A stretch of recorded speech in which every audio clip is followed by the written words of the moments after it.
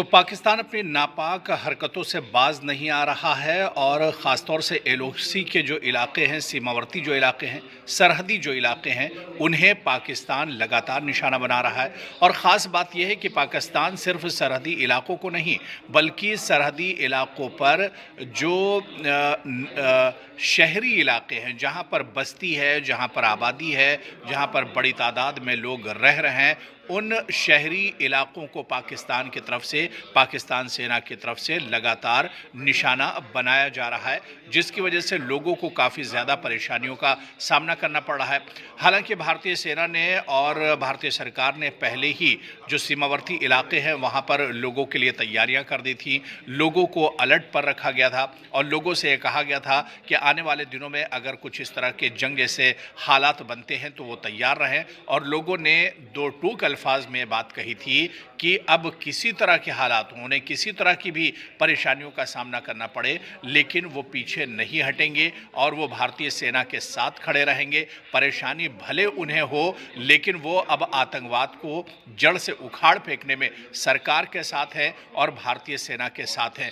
कुछ सरहदी इलाकों के ऐसे ही जो सरहदी इलाके हैं उनकी तस्वीरें हम आपको दिखाएंगे और वहाँ के हालात, वहीं के जो लोग हैं उनके ज़रिए से आपको बताने की कोशिश करेंगे कि किस तरह से पाकिस्तान अपनी नापाक हरकतों को अंजाम दे रहा है। और अगर शुरुआत लाइन ऑफ कंट्रोल से करें तो ऑपरेशन सिंदूर के बाद पाकिस्तान लगातार एलओसी पर गोलाबारी कर रहा है। इसके नतीजे में जो रिहायशी इलाके हैं यहाँ पर काफ़ी परेशानियों का सामना करना पड़ रहा है। कुपवाड़ा की सबसे पहले अगर बात करें, जी हाँ, कुपवाड़ा के करना के मुख्तलिफ गाँव में दर्जनों मकान ज़मींबोस हो गए हैं। चौकीबल कुपवाड़ा में भी मकानों को ज़बरदस्त नुकसान पहुंचा है। तस्वीरें भी आप देख रहे हैं और यहाँ के लोगों का क्या कुछ कहना है पाकिस्तान की इस नापाक हरकत पे, सबसे पहले वो सुन लीजिए। हालात बहुत खराब है सर, कुछ रहा ही नहीं है। हमारे मकान खत्म हो गए, हमारा सब कुछ खत्म हो गया, हम जीरो हो गए, हमारे पास कुछ रहा ही नहीं है। सब हम हैरान हो गए हैं, कुछ भी नहीं रहे हमारे पास है। हमारे बच्चे भी जख्मी हैं, उधर बारामूला में एडमिट हैं, सब जख्मी हैं। मेरे बेटे दो जख्मी हैं, उनकी बीवी जख्मी हैं, उनके बच्चे जख्मी हैं। मेरे भाई के दो घर थे, दोनों जल गए हैं। हमारा घर भी था, वो भी डैमेज हो गया है और मेरे लड़के का घर है, वो भी डैमेज हो गया है।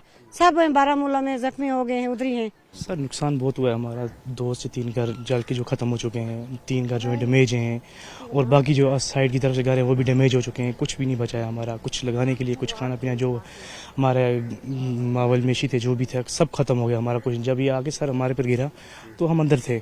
कुछ बंदे जो हैं तकरीबन अच्छे से जख्मी हुए हैं, कुछ को कुछ हुआ है, किसी को पाँव को लगी है, किसी को कुछ को लगी है, टांग में लगी है किसी को। सर कुछ बारामूला में एडमिट हैं, कुछ यहाँ एडमिट थे, फिर यहाँ से रेफर किया, इनको बारामूला लिया। तो सर सरकार से अपील की जाती है कि आप देखें नुकसान हमारा, आधी ज़िंदगी चली जाती है, पूरी ज़िंदगी चली जाती है सर ये बनाने में। पूरी ज़िंदगी ऐसा हमारे घर में कोई मुलाजिम नहीं है जो एकदम हमें 1-2 महीने में ये बना देगा। सारी ज़िंदगी चली जाती है बनाने में। जो था सर, जो भी था, जो भी हमारे पास था, सारा कुछ ख़त्म हो गया, कुछ भी नहीं बचा हमारे पास। लोग सहमे हुए हैं और जिसकी वजह से अक्सर लोग जो है घर छोड़ के चले गए। बिल्कुल, इसकी वजह से रात को जो फायरिंग हुई है उसकी वजह से काफ़ी नुकसान हुआ। जैसे घर कुछ नहीं रहा।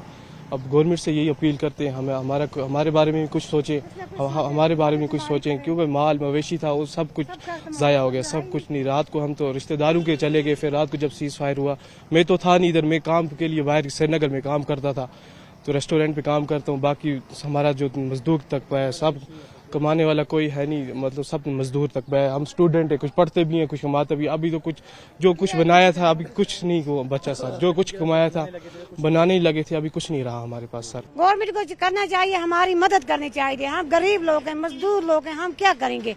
हमारे के घर का कोई मुलाजिम नहीं है। दिन को मजदूरी करते थे, रात को खाते थे, बच्चों को खिलाते थे। हमारे पास कुछ रहा ही नहीं। हम ये अपील करते हैं गवर्नमेंट को, हमारी कुछ मदद करें, हमारे कुछ करें। और उधर उड़ी की अगर बात करें, एक और सरहदी इलाका एलओसी का इलाका, जी हाँ, उड़ी की अगर बात करें तो उड़ी में भी काफ़ी ज़्यादा नुकसान हुआ है, जहाँ पर शहरी इलाकों को पाक सेना ने निशाना बनाया है। रात को शिलिंग हुई है बहुत ज़्यादा। देखें यहाँ पे गाड़ियों का नुकसान हुआ है, लोगों के मकान जल गए हैं, दुकानें जल गई हैं, कुछ आदमी मर भी गए हैं। अभी ये तो अभी सवेरे सवेरे पूरा डिक्लेयर नहीं है कितने 10 मरे हैं, 15 मरे हैं, 20 मरे हैं, लेकिन काफ़ी नुकसान हुआ है। तो कितना प्रॉब्लम होता है रात को? प्रॉब्लम की तो बात ही नहीं है, कितनी प्रॉब्लम हो रही है वो तो उनको पता है, जो कि घरों से बाहर है या कि जिनके घर ही नहीं रहे, वो उनसे जाकर पूछे दर्द क्या है। तो उड़ी के हालात आपने सुने, और इसी तरह से दूसरे जो इलाके हैं, सरहदी इलाके हैं, वहाँ पर भी इसी तरह की परेशानियों का सामना करना पड़ रहा है। लेकिन जिस तरह से हमने बताया कि सरकार ने पूरी तैयारी कर ली थी, सरकार ने रिलीफ की पूरी तैयारी की थी, सरकार जान रही थी कि अगर कोई आपात स्थिति बनती है, कोई इस तरह के हालात बनते हैं तो किस तरह से निपटा जाएगा। ऐसे ही जम्मू के मुख्तलिफ इलाकों में जो सरहदी इलाके हैं, वहाँ पर पाकिस्तान की तरफ से जब नापाक हरकत की गई, फायरिंग की गई, तो लोगों को काफ़ी ज़्यादा परेशानियों का सामना करना पड़ा। महफूज मकामात पर लोगों को मुंतकिल किया गया। अखनूर के प्रगवाल की आपकी तस्वीर दिखाएंगे। इस सेक्टर में रहने वाले बाशिंदों को काफ़ी ज़्यादा परेशानियों का सामना करना पड़ा है। लेकिन यहाँ के लोग क्या कुछ कह रहे हैं पाकिस्तान की इस नापाक हरकत पे, उनका बयान भी आप सुनिए। हमेशा इस परगवाल सेक्टर में पाकिस्तान की तरफ से फायरिंग होती रही है।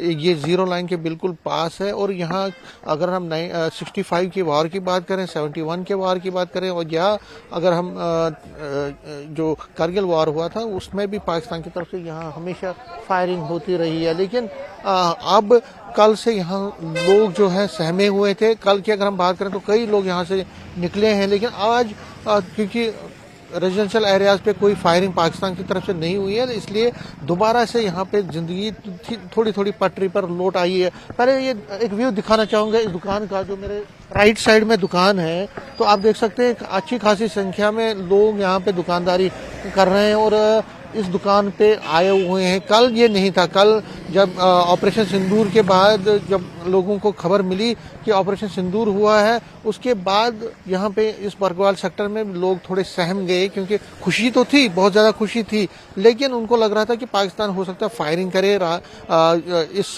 बौखलाहट में, जो उसके एरियाज में जिस तरह से इंडिया ने स्ट्राइक की उनके आतंकवादी ठिकानों पे, 9 आतंकवादी ठिकानों पे, तो उनको लग रहा था कि हो सकता है उनको इसका निशाना बनाया जाए। लेकिन फिलहाल क्योंकि बीती रात में यहाँ कोई फायरिंग का इंसिडेंट नहीं हुआ है, इसलिए ये लोग जो है वो थोड़ा बहुत अब उनमें कॉन्फिडेंस जो है रेस्टोर हुआ है। अगर हम इस परगवाल सेक्टर की बात करें तो परगवाल में हमेशा ही पाकिस्तान की तरफ से फायरिंग होती है। उधर फायरिंग है, इधर दरिया है, इधर बॉर्डर है, हम जाएं कहाँ जाएं सर? हमें तो बहुत ज्यादा पुल बन रहा है, वैसे अभी पूरा कंप्लीट नहीं हुआ है परगवाल वाला, तो हमें तीनों बसे बॉर्डर ने घेरा हुआ है, नीचे से भी, इधर से भी, इधर से भी, और इधर चनाव है। हम कहाँ जाएंगे? अगर फायरिंग हो जाए कहाँ जाएंगे? कहीं नहीं जा सकते हम। इसलिए हम पीयू को मिल जाए तो फिर हम पूरा इलाका इधर मिल जाए हमारा ही है। ठीक है बात, ये कहते हैं हम सर। आज यहाँ पे लोगों को कैसा लग रहा है, क्योंकि कल से फायरिंग तो नहीं हुई है? लेकिन रात को डर बहुत था सर। कोई लोग आधे तो चले गए हैं, जो बूढ़े थे या छोटे बच्चे जो नहीं चल सकते थे, अभी जो वही हैं जो दौड़ चल सकते हैं। आज की रात कैसे, बीती रात कैसे निभाई आप? हमने थोड़े जागते रहे, और क्या, बस ठीक है, जागते रहे पूरी रात? हाँ, मैं 12 बजे के करीब उठा और देखा मकान पे जब कोई बिल्कुल शांत था, और लेकिन डर था मन में? नहीं, डर तो था, इसलिए हम जागते रहे। मुझे एक चीज बताइए कि आज की रात जो बीती रात थी, आप डर तो था आप, और जागते? टैंका चल रही है इधर, डर तो है। आज आपको कहीं और चले नहीं गए? आप क्यों यहाँ पर? किधर जाएंगे? कई जगह लोग चले गए ना, कहीं दूसरी जगह। बच्चे निकाल दिए। कल से क्या माहौल है यहाँ पे? कल से ठीक है, अभी तक तो ठीक है। डर था रात भर? डर? हाँ, डर तो था। सोए थे रात को? हाँ, सोए थे 12 बजे के करीब कोई।